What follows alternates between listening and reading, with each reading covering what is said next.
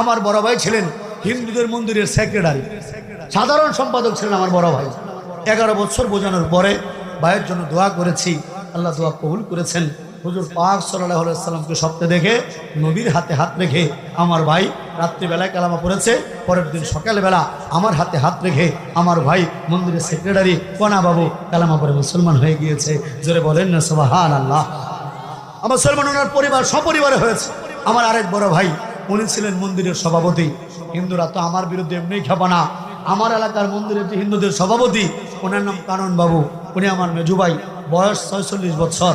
আমার সেই ভাইকে 12 বছর বুঝিয়েছি।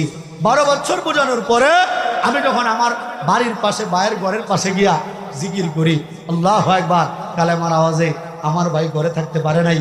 একদিন জিকির করতেছি, লাইট বন্ধ করে লাইট ওপেন করে দেখি আমার ভাই বসা আমার সাথে হাত তুলে কাঁদতেছে। জোরে বলেন না আল্লাহু আকবার। মুসলমান হিন্দুদের মন্দিরের সভাপতি, 46 বছর হিন্দু ধর্ম করার পরে আলহামদুলিল্লাহ গত ফেব্রুয়ারিতে আমি ওদের এই হাতে হাত রেখে আমার বড় ভাইও মেজু ভাই কানন বাবু, উনিও কালেমা পড়ে মুসলমান হয়ে গিয়েছে। জোরে বলেন না আলহামদুলিল্লাহ।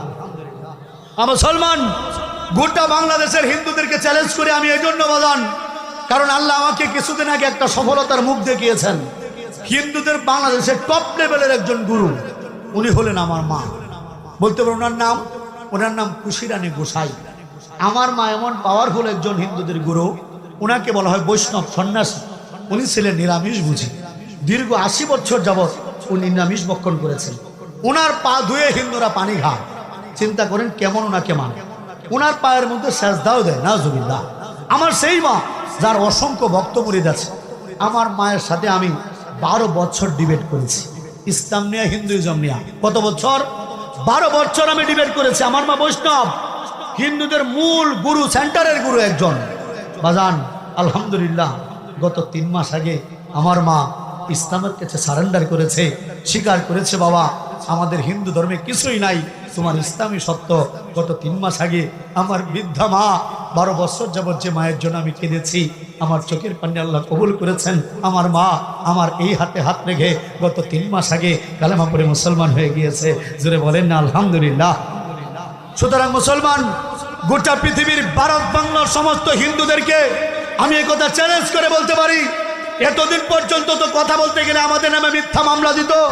আমি এদেরকে বলবো, তোমরা অস্ত্রের ক্ষমতা না দেখায়া, গায়ের জোর না দেখায়া, যদি পারো ভারত বাংলার সমস্ত হিন্দুরা মিলে এরকম একটা সেমিনারের আয়োজন করো।